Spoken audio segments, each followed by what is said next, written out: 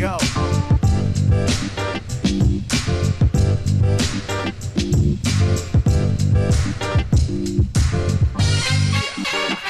Yeah.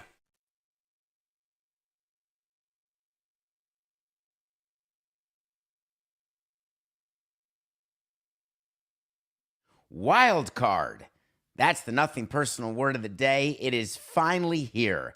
October 3rd, 2023. It's the playoffs, baby. Starting at 3 o'clock today, and for the next 2 days, at least today and tomorrow, we've got a quadruple header. Now there's some crossover with the game at 3 and 4:30 Eastern, and then 7 and 8, but let's not quibble. We have a chance for 12 games in 3 days. I want to talk about each series just to give you a little breakdown, what I think is going to happen, what's happening off the field and on the field with these teams. And then we're going to talk about Trevor Bauer. Don't go away before we do that, before the break. He released a video on Twitter yesterday that we need to discuss. But I want to start with something positive. It is an absolute joke that Trevor Bauer is in the news the day the playoffs start. So on brand, so tracks. It's like when A-Rod, what did A-Rod do? Did he retire or resign or opt out or opt in? He did something and announced it during a playoff game, as I recall. But the focus right now is not on Wander Franco. You're not going to hear about him until the playoffs is done. Julio Urias, not going to hear about him. Baseball is not going to respond to the Trevor Bauer situation. You're not going to hear about anything but positivity. You're going to hear about attendance. You're going to hear about time of game. You're going to hear about teams having a chance to do something they've never done. Brewers, as an organization, not won a championship. Rays, not won a championship. You're going to hear about the possibility of the Orioles, the Braves becoming a destiny. Houston, a dynasty, not a destiny. So many storylines. Let's start with the first series that starts at 3 o'clock. It's Rays versus Rangers. The Texas Rangers lost the AL West. They could have had a bye. Instead, they've got to fly to Tampa and play in the Thunderdome. 3 games. Don't forget, there's no travel. This new best-of-3 situation includes 0 travel, which is disappointing to me because I like the notion of home field advantage, but I also like the notion of hosting a playoff game if I don't have home field advantage, so there can be some revenue. I also like the idea of one-and-done games. I got absolutely torched when I would sit in owners' meetings and on committees and say, we need more elimination games, not fewer. But the owners, they would stand up in the meeting, or they'd sit down, doesn't matter. They'd turn on the microphone, which is a press button microphone, and they'd say, we don't want to play 162 games, make it to the playoffs, and then be eliminated within 24 hours. And my answer was, once I hit the button to the microphone, I've got an idea. Win your damn division. How about that? But then Rob Manfred gets on his microphone and says, listen, gentlemen, we can get some extra revenue here if we do a best 2 out of 3. Let's expand the playoffs. Therefore, more teams are in it longer. It'll probably screw up the trade deadline, but don't worry. We'll get rid of the August deadline. We'll make it just a July deadline. And we'll see how that works. But when more teams are in it, that means attendance will be up because interest will be up in more cities. Then we're going to give everybody a chance in a 2 out of 3, and we'll reward only 2 of the 3 division winners, and we'll make the least best division winner play a wild card round. What do you say, folks? And there were yeses everywhere, except by me. I'm a total no. I love the one and done. But the Rangers have a chance to go into Tampa and win 2 out of 3. The Rangers, do you know, Coke, I forgot to tell you this off the subject. Somebody came to us on davidsamsonpodcast.com and sent me a note. David, I always thought that you knew about baseball, but your show is about other sports too. And you talked about football, and you don't know anything about football. in your pick of the day, you had Eli Manning and the Giants against Russell Wilson and the Seahawks. David, where have you been? They're not on the team anymore. To which I quickly replied, you don't get the show. You think I don't know that Eli Manning and Russell Wilson are not the current quarterbacks for the Seahawks and the Giants? Seriously? Anyway, I digress. What else were we talking about? Oh, what happened in the chat? Alex Rodriguez did announce something. Oh, he announced during the '07 World Series what he was doing. That I remember so well, but it was so many years ago. I thought it was way more recent.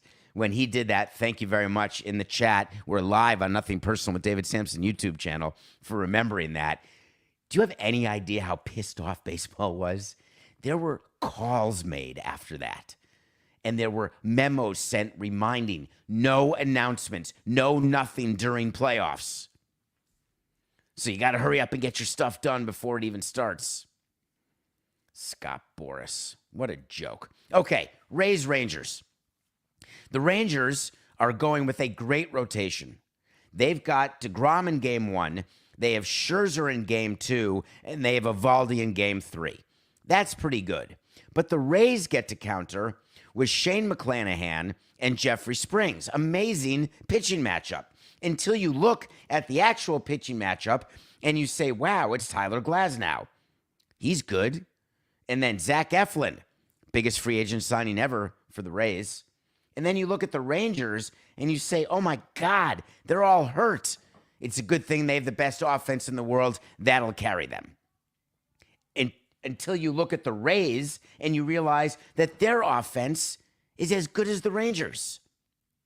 So the Rays have better pitching, better offense, and a way better bullpen. I wonder who we're going to pick in the Rays series. Wait to see. Then at 4:30, we got the Twins and the Blue Jays. Love this. You may not be interested in seeing Carlos Correa. I'm interested in watching Pablo Lopez pitch, the guy from the Marlins. I'm interested in the fact that Twins haven't won a playoff game since 1869, a streak that is unprecedented. I'm interested in that the Blue Jays have underperformed this entire season, and they still made the playoffs, and that their starting pitching happens to be superior to almost all teams. Then I'm interested to see what Sonny Gray does outside of Yankee Stadium under the big lights, as big as you can get in the Twin Cities. The reason why this series fascinates me is one of these teams is going to advance, and neither one, in theory, deserves to advance. The Twins won a division that we could have won, Coca, if we suited up 7 guys with us. The Blue Jays were supposed to win their division, and what an opportunity they had with the Yankees and Red Sox being so terrible. Instead, they were middling as well as the Twins. Then we get to the Brew Crew. Best rotation in baseball, Corbin Burns. Woodruff hurts. Gonna have to go with Peralta. Christian Yelich is back in the playoffs, going against the Diamondbacks and the surefire Rookie of the Year, Corbin Carroll. A bunch of guys you've never heard of, except their opening 2 pitchers, Zach Gallen and Merrill Kelly, have an actual opportunity to be the top 1-2 in the entire playoffs. But then you realize the Diamondbacks limped in, backed in, barely got in. If the season had only been 167, I could argue the Padres would have made the playoffs and not the Diamondbacks. The Brewers are favorites, not as heavy as you'd think. But watching the Diamondbacks travel to American Family Field, I'll tell you what that result's going to be. And then prime time. Do you know when playoff schedules came out in 2003, we got given our schedule, and we kept having afternoon games, and it really bothered me. And I called up Bud Selig at the time, and I asked him why this happened. And he said, why don't you call Skipper? And I said, I'm not calling Skipper. Just tell me why. He said, David, it's Barry Bonds for sure, but you're the Marlins. Of course we're playing afternoon games. We've got Cubs, Red Sox, Yankees. So cut to the fact the playoffs schedule was released, and guess who the primetime series is this year? All 3 games, 8 o'clock, ESPN. It's the Marlins and the Phillies. What an amazing opportunity for the nation to watch a great Phillies team that went all the way to the World Series last year against this Marlins team managed so wonderfully by Skip Schumacher with a bunch of players acquired at the deadline that could remind you of the Atlanta deadline in Jake Berger and Josh Bell. Could be this year's Soler, Rosario, and Dawson. Don't text me. I know it's not Rosario Dawson. That's a joke. She's an actress. So, the Marlins have an injury with Arias. His ankle is the size of a football. He pinch hit during the weekend. He can't move, but he can still get hits. He's on the postseason roster. Even if he doesn't start, having him as a pinch hitter means you're going to get a base hit. If Soler leads off and hits some home runs against Nola and Wheeler, who are not the Nola and Wheeler from last season, you could be looking at an unbelievable upset because the Phillies are the biggest favorite in this round. Yet the Marlins are HOTTT, having had a great September, and they're going to Citizens Bank Park, where they've won 2 out of 3, not once, but twice this season. So, here we go. Wait to see when I tell you something's going to happen. If it does, great. If it doesn't, fine. I'll revisit it. I promise. I've got an announcement to make right now. Go to davidsamsonpodcast.com. We've got a new shirt. And the person who guessed, wait to see, you're the winner. Can you imagine how great that is? And what's even more cool about the new shirt that is now available for purchase is that somebody right now who's watching this show live has agreed to donate $100 toward merchandise for a viewer. So here's what I'm going to do. I'm going to announce my next contest where no purchase is necessary. The next contest is for you to guess what the November shirt is going to be. If you guess the November shirt correctly, you will get a gift from me, but also you are going to get the free Wait to See The Future Is Just Business shirt. I want to do a shout out to Peb Metz. That's who Coca's yelling in my ear. I don't know if Peb is your first name, Metz is your second name, or if that is a surname or a fake name. But in any case, you are very generous to have donated $100. And I will take that $100 and I will buy merch, extra merch, for the person who wins the contest of guessing what our third shirt is. But in the meantime, our second shirt is now available. You see it on the screen right here. Wait to see. Here's a little nugget for you. When you buy the shirt, great quality, take a look at the design. And if you don't laugh about a little Easter egg that is contained within this shirt, then you're not paying attention to the show. And I know that you are.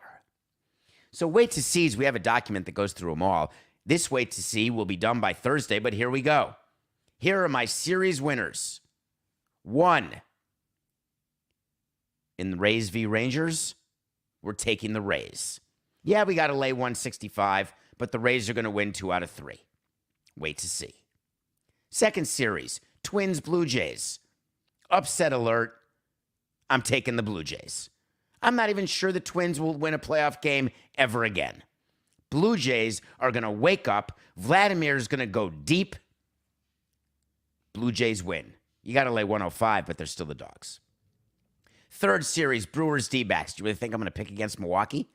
Ever? Well, not this round at least. Brewers over the Diamondbacks. And my final pick, this has been the toughest one. Phillies Marlins. The Phillies are minus 195. The Marlins are plus money. I actually believe that the Marlins have a chance, but not to win 2 out of 3. It's a heavy lay, but hey, at $1.39 right now, so am I. Phillies are my 4th pick. Brewers, Phillies, Blue Jays, Rays, they will advance. Okay, when we come back, let's take an early break because I want to come back and I'm going to review a movie, a baseball movie, and then we're going to take some time to answer one of your questions and to go through the Trevor Bauer situation. Please stay tuned. I think you will find it of interest because this is a must-see movie and a very important conversation after the review. We'll be right back.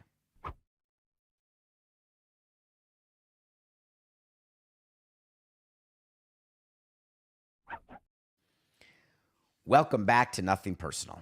It's David Samson, Matthew Coca, every Monday to Friday, 8 a.m. on Nothing Personal with David Samson.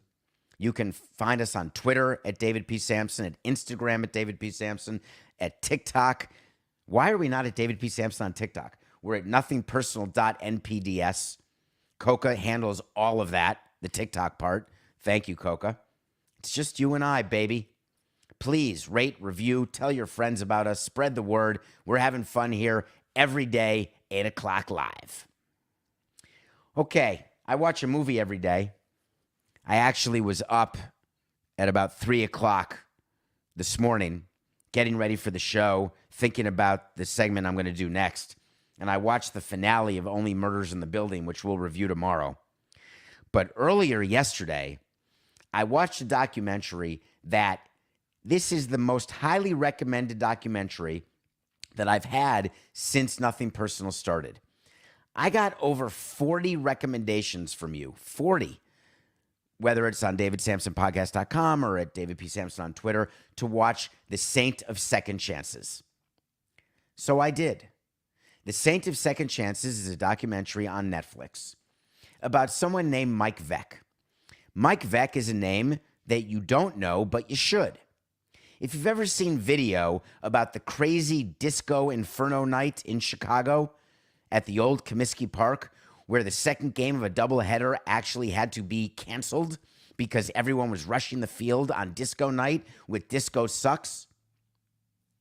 What you may not know is Mike Veck's father owned the White Sox and was the grandfather of all of the interesting, amazing promotions that really are a bigger part of minor league baseball today, but he brought them to baseball, period.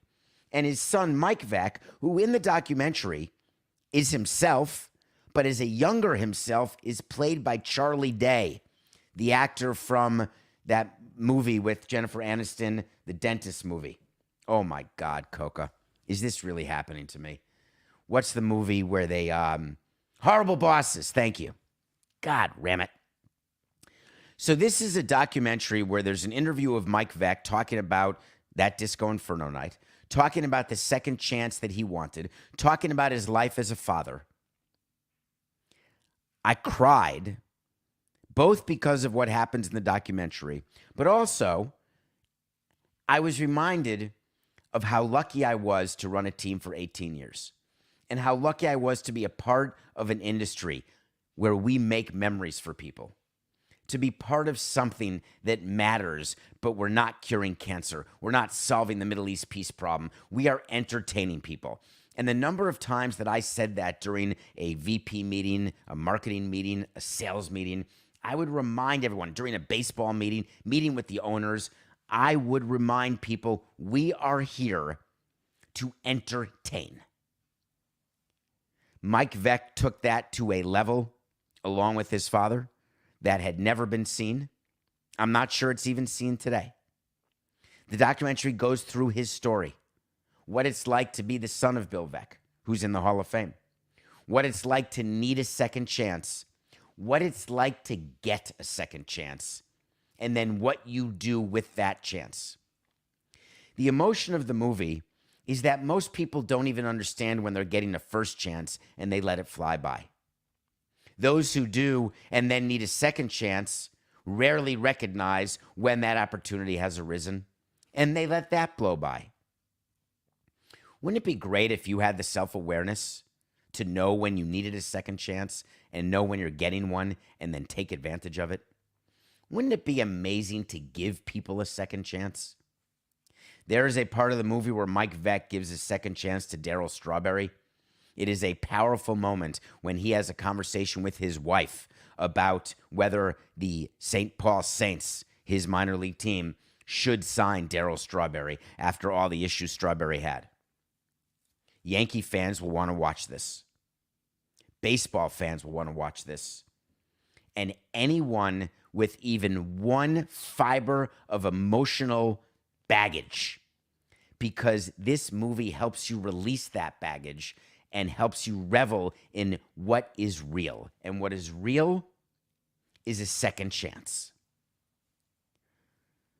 So speaking of second chances, and speaking of thinking about second chances, and speaking about when people deserve second chances, and query, does everybody deserve a second chance? I want to start talking about Trevor Bauer, and I want to frame it within the confines of a question that one of you asked me just yesterday. You know what I want? I want to talk to Samson. So you want to talk to Samson. Now, that'd be a great idea for something. That's from a movie Half Baked. Get into Twitter at David P. Samson or get on davidsamsonpodcast.com. And please ask me any question you want, and I'll try to get to it. Hi, David.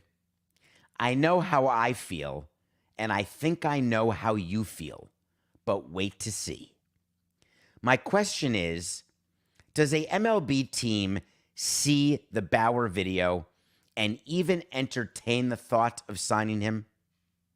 My answer is no, but curious about your thoughts, because it does seem blame can be shared based on this video.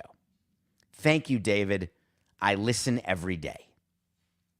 Well, first, thank you for listening and watching every day. I appreciate that. Second, what are we talking about?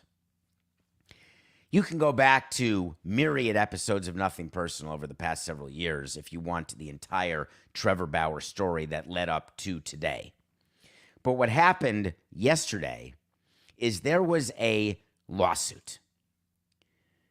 Trevor Bauer sued the woman he was accused but not charged with sexually assaulting. He sued her claiming that her charges, allegations, caused him economic damage. She then countersued him, alleging all the things he had done to her that he had not been charged with. That's the violent sex, the choking, the bruises, the battering, all that. Yesterday, those lawsuits, him suing her, her suing him, were both dismissed. And not dismissed with a judgment. They were dismissed because there was a settlement. Both sides agreed to a settlement. Trevor Bauer agreed to pay the woman, and I'm not mentioning her name, $0. The woman agreed to pay Trevor Bauer $0. They both agreed to let it go. Trevor Bauer's motivation to let it go is that in his mind, he's been muzzled for years. He wanted the opportunity to give his side of the story, not inside a courtroom, not inside a hearing, not to an investigator, not to Major League Baseball. He wanted to do it on his social media so he could preach to his choir. With this lawsuit pending, he was not able to do that. When it's no longer pending, he was able to release a 3.5-minute, highly produced video. In that video, he shows text messages from the woman where it appears that she is talking to a friend about how she is going to get Trevor Bauer's money, how he's worth $51 million, and how he would be the perfect candidate to go and seduce and accuse and get paid. I want to take this in counterparts. So before I get to the rest of the video, I want to address that issue. That's real, folks. There are women at every hotel I have ever been to as a team president who are in the lobby when we get there. Every time.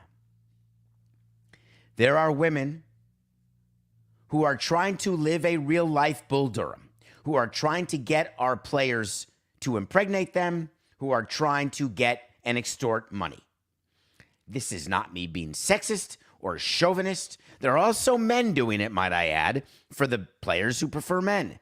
This is not about women. This is about money.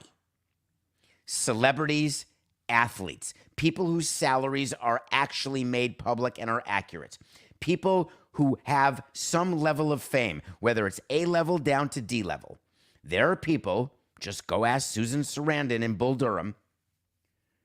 It happens in the military. Ever see Officer and a Gentleman? There are bars where Deborah Winger goes to try to find an officer.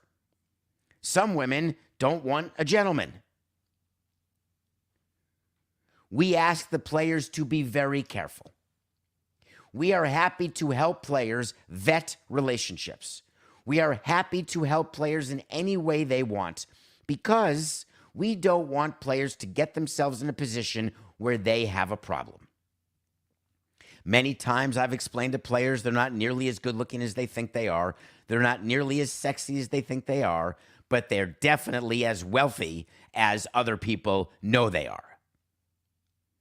I've asked players year in and year out to have discretion over what they do on the road, what they do at home, not because I am trying to impose my morals on their marriage or on their relationships. No.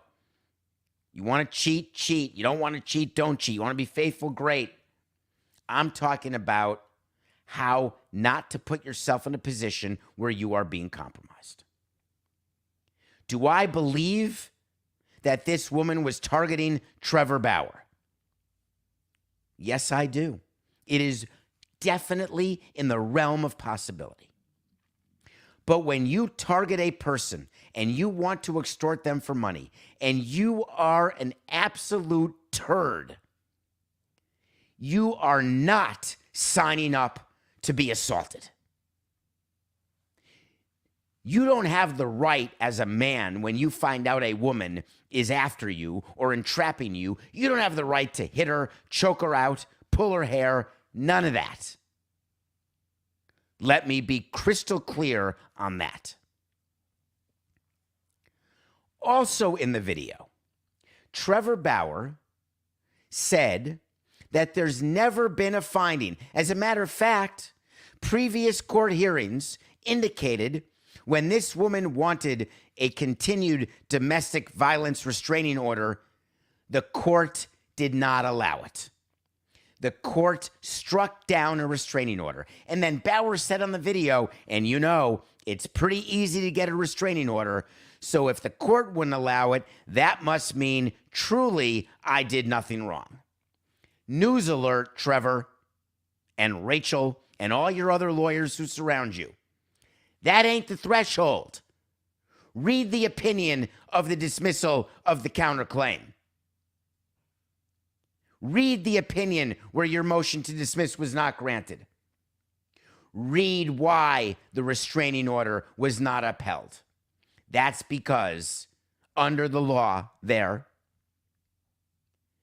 was no danger of future harm. You were not with her anymore, Trevor. You were not trying to see her. She thought and claimed that you were still after her. You made it clear you never want to see her again. Guess what? When you're so convincing that you don't want to see someone and you're not going to see them, then why would there need to be a restraining order? That's the reason. Not because they found that you didn't commit an assault. That wasn't an issue. Not because they didn't find that you engaged in conduct that was not fully consensual. As a matter of fact, the opinions are pretty clear that it's unclear what the level of consent was, but you can't consent to anything when you're unconscious. So you got that wrong in the video. The other thing that you said in the video is that you believe that the courts, nobody has ever found any wrongdoing on your behalf. And as a matter of fact, they found the opposite, that there was no wrongdoing. Except that's not what happened. The court with the domestic violence restraining order didn't have to opine on whether or not there was an assault. You're saying just because you weren't charged, there was no assault. That's not how it works. Just because there were no charges, it does not follow that there was no assault. The court, in denying to extend the restraining order, did not ever discuss that issue because that wasn't what was in front of them. The dismissal of the counterclaims, the dismissal of what you and she were doing civilly. The judge in that 13-page opinion didn't opine on it either, other than to say, at this point, we do not know. So it is very misleading for you to release a video where you show a bunch of text messages which are horrific. It's a battle of the bad, to the extent those text messages are true. But you being fully exonerated because of those text messages? No. And let me tell you something else about this case. Do you think that Major League Baseball and its Department of Investigations, when they gave you a 324-game suspension, and then it went to an arbitrator, and the arbitrator suspended you for 194 games, do you think that they didn't have not just all the information about this woman, but how about all the information from the other women? You know, there's a whole accusation in Arizona right now. A woman who alleges, she's suing, that you held her, Trevor Bauer held her at knife point. Knife to her throat, choked her. She passed out, was raped. When MLB suspends a player under the domestic violence policy, they don't do it because they don't like you.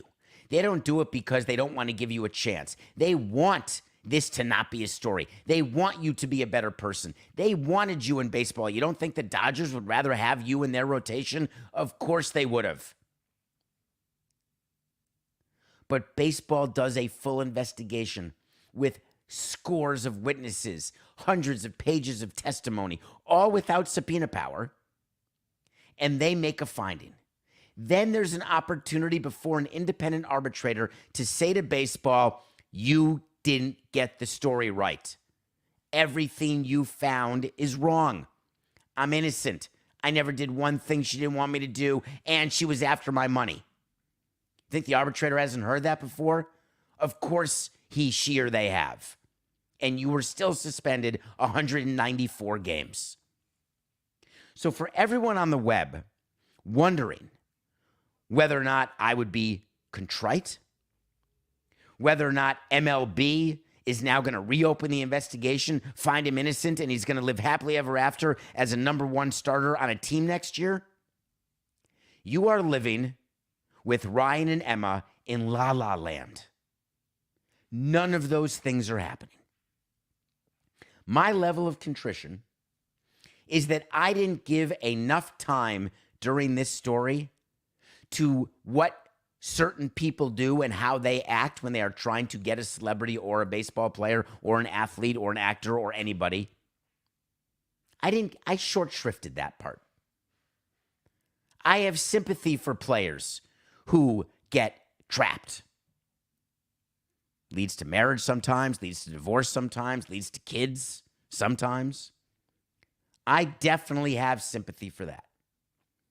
But if you think that I'm going to show contrition over my view that what Trevor Bauer did is a violation of the domestic violence policy and that his suspension was warranted and that there's not one team who can get through the opening press conference of announcing him as their player, I'm not changing my mind on that. Nobody's going to sign Trevor Bauer next season. Nobody will invite him to spring training. His major league career is done. You can wait to see if you want. I appreciate your question. And I appreciate the seriousness of the topic. And I would ask that when you are evaluating whether or not you watch the Trevor Bauer video and whether or not it changes your mind, I would say to you, be very careful. You are seeing one side of a story, one snippet of one side, and you've got to get the full picture. And the people in position to have the fullest picture, it's not me and it's not you. It's definitely Major League Baseball and the independent arbitrator. How about getting back to some on-field stuff? It wasn't really a Black Monday. I think one manager got fired yesterday. That was it. We told you Aaron Boone wasn't going to get fired because they had to do a lot of checking. We told you A.J. Preller should get fired by the Padres. I checked the document with Coca this morning. I actually don't have an official wait to see that A.J. Preller is getting fired, which is amazing because I thought I did. What's more amazing is that I can still wear the new shirt, which is over my right shoulder, which was just now for sale. By the way, if you buy this shirt, you're going to be happy. It's a wait to see shirt. An official wait to see is official. But in my heart of hearts, I had a wait to see that A.J. Preller was going to get fired. Instead, I got a statement from the owner of the Padres, Peter Seidler, and a rumor that he's not making changes. He released an official statement after the Padres went 82-80, hottest team in baseball, finished the season. Who cares? They're home. Third highest payroll in baseball. That's significant. And they're home. Here's what he said. We entered 2023 with expectations that we would build on last year's NLCS appearance and contend for a World Series championship. Don't we all? We fell short of that goal. No need to put in a statement something that's fairly obvious. So far, the first two sentences, really obvious, not statement worthy, Elaine. Now we get to the beef, Claire.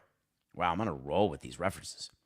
The Padres organization, Peter Seidler continued, will learn from this season and emerge in 2024 with the pieces in place to compete for San Diego's first World Series title. Hallelujah. Does that mean different pieces? Or just the same pieces, but a year older and a year more expensive? Or a year closer to free agency in the case of Juan Soto? Or are you letting some pieces go who are pending free agents, lowering your payroll, which you got to do because you're in violation of the debt service rule, but the pieces you bring in are cheaper but better? And then I got crushed. Our current leadership team continues to have my full support. And I've asked them to perform a thorough assessment of our organization beginning today. Here's a quick side note for you. The thorough investigation, the thorough assessment. Hal Steinbrenner's hiring the outside company to do it. Peter Seidler's asking his current leadership to do it. Here's what A.J. Preller's going to do. Wow, looks like our scouts suck, Peter. Wow, our player development people aren't that good. And that third base coach, goddamn, he can't get anything right. GMAB. You are doing a thorough assessment of your team on and off the field every day. You don't choose a day, like a financial statement, a snapshot as of the last day of your fiscal year. No. A assessment is done by good leaders every single day. But, thank God, the owner asked them today to perform a thorough assessment. If you need to ask A.J. Preller to do a thorough assessment and you need to tell him it starts today, then he needs to be fired. The thorough assessment starts every day at 5 a.m. But then Peter Seidler said, we will make the changes necessary to play championship caliber baseball for our extraordinary fans in 2024. Be careful, Peter. When you say you'll make the changes necessary, you better not cut payroll. You better not trade Juan Soto. You better sign Ohtani. You better get some good pitching, some depth. You better find a way to score more runs and not lose one-run games. But you're saying you'll make the changes necessary, but your current leadership has your full support, but your manager and your GM hate each other. So you're supporting Bob Melvin and AJ Preller? You're telling me that you're going to let them live together for another season? I guarantee if you go back with Melvin and Preller, you're not making the playoffs. You want to talk about a thorough assessment? How about making one of the decisions you're making that are fiscally irresponsible and now HR irresponsible? I guess we'll see what happens. Phil Nevin, fired. Artie Moreno, God bless you. I love you, man. You can't win a playoff game. You can't even win 81 games. I get you. Trust me, I get you. The difference is I've got a ring, you don't. The second difference is I think I may be better at hiring managers, but you're damn just as good as I am at firing them. But do you think it's your manager's fault that the Angels didn't finish 500? I'm just putting it out there. Phil Nevin, great guy, great managerial candidate. You think it's his fault that Ohtani and Trout were hurt? That Anthony Rendon stinks? That Tyler Anderson was overpaid? Do you think the reason why Artie Moreno fired Phil Nevin and not the GM Perry Manassian is because Artie Moreno's the actual GM and he needs Perry around to do all the clerk work, all the paperwork, all the dirty work, but all the signings and trades are all done by Artie? Do you think that's possible? It can't be so. You're goddamn right it is. Firing Phil Nevin has zero impact on the Angels. What if Shohei Ohtani didn't like Phil Nevin? Shohei Ohtani has way too much respect for the game and way too much respect in general to walk into his general manager's office or his owner's mansion and say, "Excuse me, I'd like Phil Nevin to be fired." There's other players who may do that. Phil Nevin was not thrown under the bus by Shohei Ohtani. Phil Nevin was fired by the Los Angeles Angels of Anaheim because Artie Moreno is not going to fire himself. Who they hire next will have zero impact on whether Ohtani resigns. Zero. The fact of the matter is, as long as Artie Moreno continues to run the team the way he runs the team, the Anaheim Angels have no chance. Although I would say they have a better chance than Daniel Jones of earning his contract. I've chosen 2 home dogs the last 2 days, and I've lost them both. These tiny little home dogs, I loved it. Giants getting 1.5. Daniel Jones against the Pete Carroll-led Seahawks. Come on. Did you watch that game? My condolences are sent out to you, Will Manso. You schlepped up here, went to that game, and your team absolutely crapped the bed. That game wasn't even close. Daniel Jones is overmatched, and his offensive line is even worse. So we're back to 134 and 137. All right, I've got 2 picks for you today. 1, the early game. Is that one of my picks, Coca? Timeout. No, I'm picking the 4:30 game today, which is Blue Jays Twins. We've got a Cy Young candidate, Gausman, against the number 1 starter, Pablo Lopez. I'm taking the Blue Jays to win game 1 in Minnesota to keep that streak of Minnesota never winning a playoff game alive. 2, my Brewers. Corbin Burns, go back and watch that segment. I don't know what episode it was, when Corbin Burns did the video complaining about arbitration, and so many people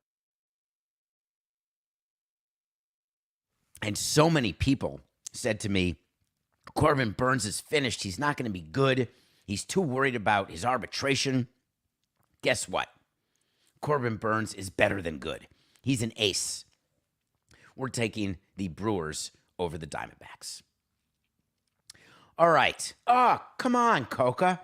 Another day I didn't get to the Celtics? Can I do it tomorrow? I'd like to. I got to talk about the Celtics and the Bucks and the Heat and the Eastern Conference Finals and the Blazers and the trade. All right, I guess you'll have to come back another day. I appreciate your time as always. Enjoy the new merch on davidsamsonpodcast.com. Thank you, Peb Mets, for that incredibly generous donation. We will follow up with you and make it right. And to the rest of you, there's a new contest, no purchase required. Choose our next shirt, which is coming out in the beginning of November. But you don't have to wait that long to see me again. It'll be tomorrow, 8 a.m. live. Because it's just business. This is nothing personal.